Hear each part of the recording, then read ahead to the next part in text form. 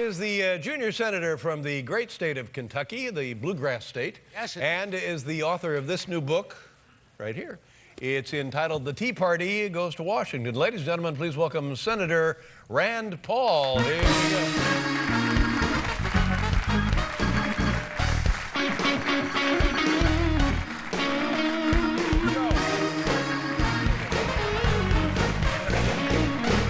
How long have you been a senator now? About, what's it been, a month or so? About 2 months. 2 months. And how is it going? You enjoying your time there? Well, you know, when I was first elected, John McCain said, the first 6 months you're here, you'll pinch yourself and you say, well, how did I get here? Mm-hmm.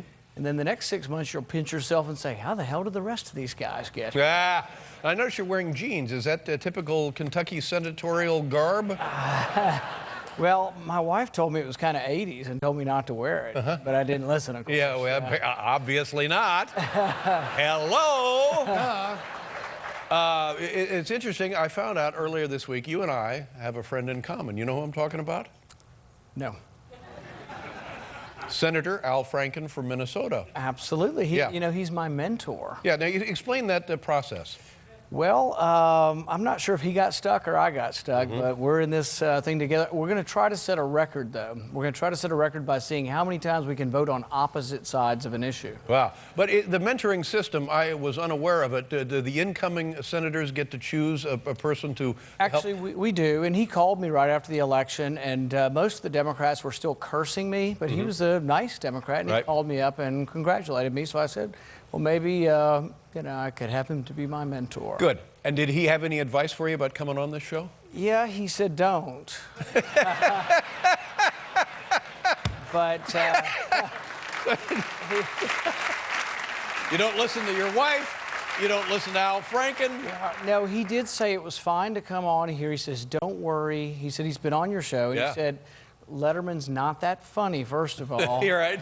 And then he said, as long as you're not funnier than him, not a big deal. But then he also said, P.S., don't tell Letterman I said he's not funny. Oh, I guess so. Now I may be in trouble with that. Yeah, well, you're pushing your luck everywhere now, Senator. Help me out here now. You're a Republican. That's right. Let's define some terms. In this day and age, what does that mean if you're a member of the Republican Party? What are the precepts? What do we stand for? Well, we want it to mean something. When I ran, I said, you know, the Republican Party is an empty vessel unless we imbue it with values. And what I meant by that is kind of what the Tea Party says. You got to believe in something. And I think during many of the Bush years, we became just like the Democrats. We could spend money just as fast as the Democrats could, and we ran up the debt. And that was a problem for me. I thought really that government needs to live within its means. Live within its means. So that would be that's the headline for the Republican Party. If you're a Republican, you stand for fiscally responsible government first and foremost. I think so, and I think that unifies a lot of people. And what about the Tea Party? Does that overlap with the Republican precept? Yeah, and the difference is, though, the Tea Party will tell you if you go and interview with them, you have to. You got to go city by city. They're each individual group, and you have to interview with them. If you interview with them, they'll tell you if you don't vote correctly, or if you vote with the Republicans when they're voting to bankrupt the country, we'll bring you home too. They're not very shy about it. So, as a freshman senator, how does that make you feel? Are you comfortable with that kind of pressure? Yeah, because I guess most of my adult life I've been criticizing both parties often for their failure to really rein in spending. Yeah, and so now characterize for us Democrats. Where do they stand fiscally? Well, if Republicans are sometimes spending too much money, Democrats are always spending too much money. So, and we have the debt now. The American debt is what? In $3 trillion?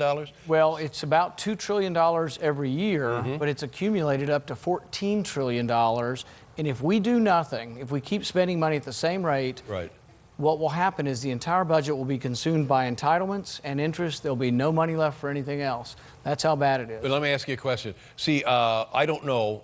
I guess it will affect all of us somehow, and it's affecting all of us now, and I'm so dumb I don't know it. But let's just say we kept borrowing money and that gets bigger and bigger and bigger and bigger. What will happen?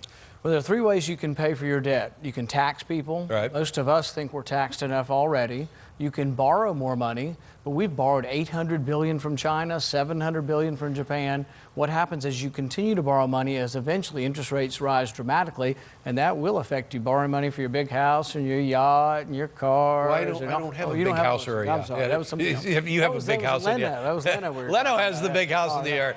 That's somebody else.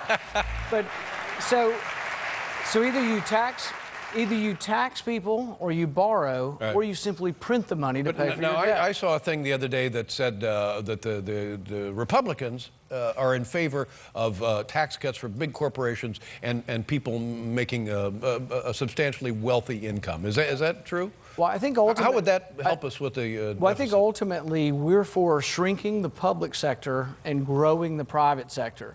We think that when you go to Walmart or Kmart or Target, am I allowed to say those? Yeah, sure, yeah. When you go there, you get to vote. You get to vote on which businesses succeed. So that's what you want in the private sector. Whereas in the government sector, you don't get to vote. You may get a special perk if you gave a contribution. Who represents the people? Who people the government sector? Who are they? We're talking about the firemen, policemen, sometimes teachers. But those are some basic functions of government. But there's also contractors. There's defense contractors.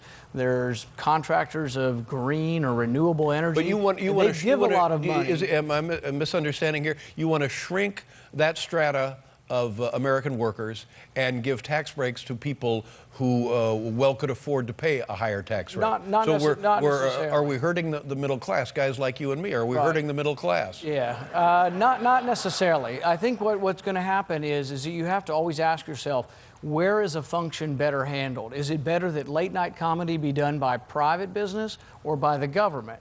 And we say, who would do it better? And if there's a question, maybe government does it, but most of the time the answer is the private sector does it better, because you get rewarded or you will fail based on whether they laugh, based on whether you get advertisers. I don't know. That's the private sector. You've confused me now, because if we're talking about these people, is it in fact the people in the middle class that represent the middle class that hold most of these jobs? Teachers and firemen and hospital workers and on and on and on and on. So they will lose their government paycheck. Is that right?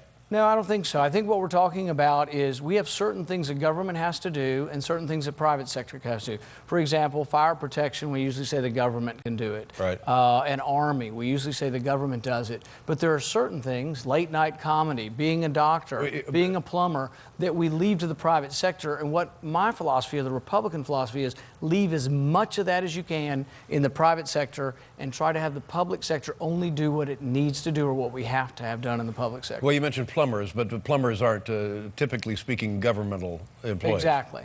And so there are certain things that you leave in the private sector and then in the public sector, but you want to always keep the public sector at a minimum because they're inefficient. I will say often that it's not that government is inherently stupid, although that's a debatable point. They don't get the same signals. You and I get a signal. You have to pay your employees. You have to make a profit. You have to make earnings for the people who want to advertise with you. You're forced to do something, to give a product. The public sector doesn't do that. But why? What would be so wrong then in terms of leaving the public sector alone and reducing tax benefits for the wealthy and large corporations? Why couldn't you make up your money that way? The interesting thing that most people don't realize, including a few of those who were clapping, don't realize is that the wealthy do pay most of the taxes in our country. But why are they eligible in the... Oh, now we got clapping on both sides. But the government is suggesting, or the Republicans suggesting, that they're entitled now for tax benefits, tax breaks, that they're reducing the tax rates they're paying. If you look at the taxes, if you look at the income tax, the top 1% pay about a third of the income tax.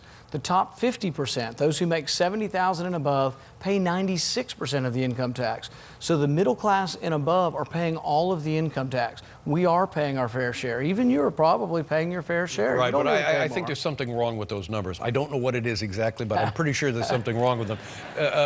Because you're talking about, thank you, you're applauding my stupidity. God bless you. I don't think it makes sense to me. You look at these people in Wisconsin, and we're talking about the people we've been talking about. Why don't we just raise the taxes and let these folks have their collective bargaining, have their union representation, and go back to their jobs? Well, Raise the taxes on the wealthy, or don't even cut the taxes on But the I guess the argument is you have to look at the details and say, have we been generous with teachers in Wisconsin? The average teacher in Wisconsin is making $89,000 a year to work wealthy. It should 9 be making months. twice that. Yeah, The well, school system in the United States of America is in desperate need of attention. I mean, we agree on that. Well, the school system is bereft. It Right. needs attention. It is fallen behind. We are embarrassingly trailing other nations in terms of public schools. Yes, we can agree. We can agree to the problem, but here's the rub.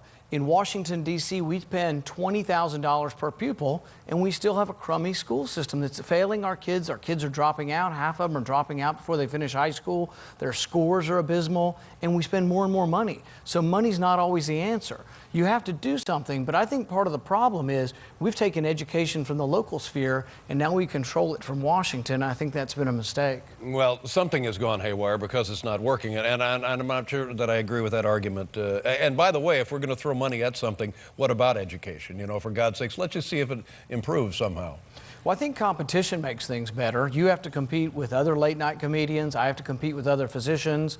I think competition makes us better. Think if you didn't have that guy, what's his name, you have to compete with. You know, I think he's wrong about some of these things. I just can't tell you why. Sorry.